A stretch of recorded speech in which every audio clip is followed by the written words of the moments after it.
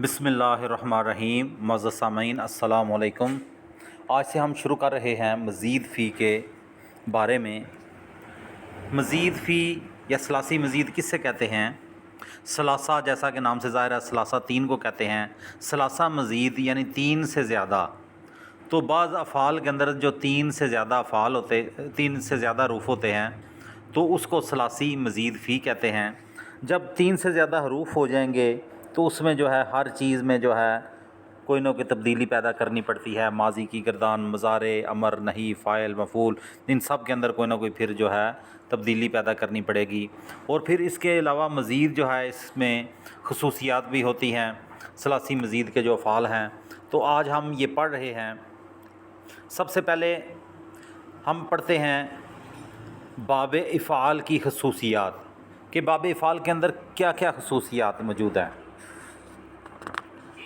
تو سب سے پہلے جو ہے باب افعال کے اندر تعدیہ کیا ہے کہ یہ باب افعال میں متعدی کا معنی پایا جاتا ہے۔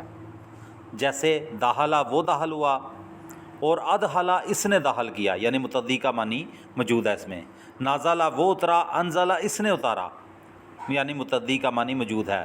نازلہ وہ خود اترا ہے لیکن انزلہ اس نے اتارا۔ تو یہ جو ہے پہلی جو اس کی خصوصیت ہے، اس میں تعدیہ ہے۔ دوسری، اس میں فعل میں یک بارگی کا معنی پایا جاتا ہے۔ نزلہ اس نے نازل کیا، لیکن کیسے نازل کیا؟ آہستہ آہستہ، اور جو ہے وقتاً فوقتاً نازل کیا۔ جیسے قرآن کریم 23 سال لگے جو ہے قرآن کریم کو نازل کرنے میں۔ اس طرح انزلہ اس نے اتارا، اس میں یک بارگی کا معنی پایا جاتا ہے۔ اب قرآن کریم میں کہیں نزلہ ہے اور کہیں انزلہ ہے۔ جہاں نزلہ ہے وہاں اس سے مراد وہ 23 سال کا عرصہ ہے، جہاں انزلہ ہے اس سے مراد وہ لیلۃ القدر کی رات جو اللہ تعالیٰ نے یک بارگی قرآن جو ہے بیت معمور میں نازل کر دیا تھا، تو اس کی طرف اشارہ ہے۔ تو یہ باب تفعیل سے جو یعنی اس سے ہمیں پتہ چلتا ہے کہ جو نزلہ، اس سے پتہ چلتا ہے کہ قرآن کریم جو 23 سال میں نازل ہوا وقتاً فوقتاً نازل ہوا۔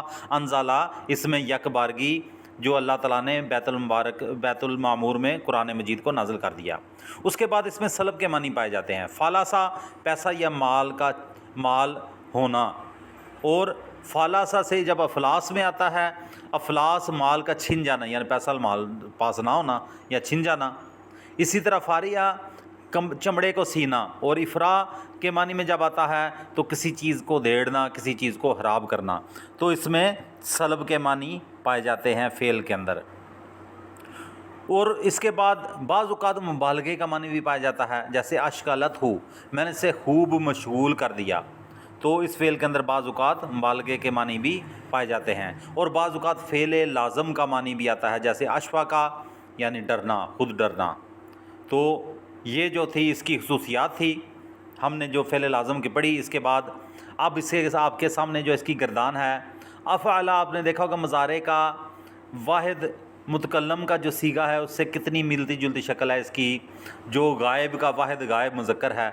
تو بندہ بعض دفعہ کنفیوز ہو جاتا ہے، لیکن جو بندے اس کو جب تھوڑا سا آپ غور کریں گے آپ اس کی پہچان کر لیں گے کہ ان کے اندر کیا فرق ہے۔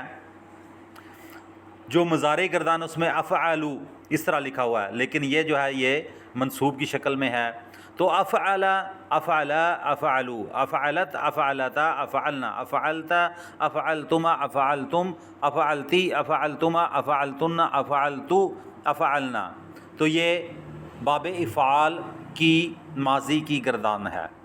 اس کے بعد مضارع یفعلوا، یفعلان، یفعلون، یہ ساری گردان جو ہے مضارع کی آپ کے سامنے موجود ہے۔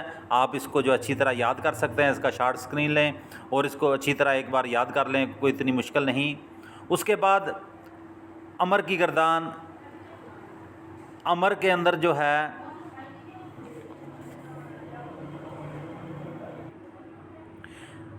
اور اسی طرح فعل امر کی گردان، پہلے یہاں جو ہے انسان کو تھوڑا سا مغالطہ بھی لگتا ہے۔ پہلے چونکہ الف موجود ہے تو واحد متکلم کا صیغہ سمجھ لیتا ہے مذکر واحد متکلم کا صیغہ یا مؤنث واحد متکلم کا صیغہ۔ تو افعل یہ جو ہے لام جو ساکن ہے یہ تھوڑا بتا دیتا ہے بندے کو جو ہے کہ یہ امر ہے۔ افعل، افعلو، افعلی افعلا افعلنا، تو یہ امر کی گردان ہوئی، اور عین کلمہ کے نیچے جو زیر ہے یہ بھی اس کی نشاندہی کر دیتی ہے۔ اس کے بعد آپ کے سامنے جو ہے اسم فاعل مفعل، عین کے نیچے آپ دیکھیں ساری زیر دی ہوگی، تو یہ نشانی آپ ذہن میں رکھیں، مفعل مفعلان مفعلون مفعلات مفعلاتان مفعلات، تو یہ نشانی یاد رکھیں عین کے نیچے زیر ہے، اور عین کے اوپر زبر، یہ مفعول کی نشانی ہے کہ یہ مفعول ہے۔ مفعل مفعلان مفعلون مفعلات مفعلاتان مفعلات، تو یہ مفعول اسم مفعول کی نشانی عین کے اوپر، عین کلمہ کے اوپر زبر۔ اس کے بعد یہ آپ کے سامنے باب افعال سے جو ہے یہ افعال دیے ہوئے ہیں بہت زیادہ، اور یہ قرآن میں بار بار آتے ہیں، کئی بار آپ اس کے سامنے جو قرآن میں جو تکرار موجود ہے آپ ان کو زبانی یاد کر لیں۔ جب آپ زبانی یاد کریں گے تو قرآن کو پڑھنا آپ کے لیے مزید آسان ہو جائے گا، اور اس کے بعد جب یاد ہو جائیں تو پھر آپ نے ان آیات کا ترجمہ کرنا ہے خود بیٹھ کے، اور جو آپ کو نشان لگے ہوئے الفاظ نظر آ رہے ہیں یہ وہ الفاظ ہیں جو باب افعال سے آئے ہیں، تو آپ جو ہے ان آیات کو اچھی طرح ان کا ترجمہ کریں، اور قرآن کو سمجھنے کے لیے جو ہے اس کو غور سے پڑھیں۔ السلام علیکم ورحمۃ اللہ وبرکاتہ۔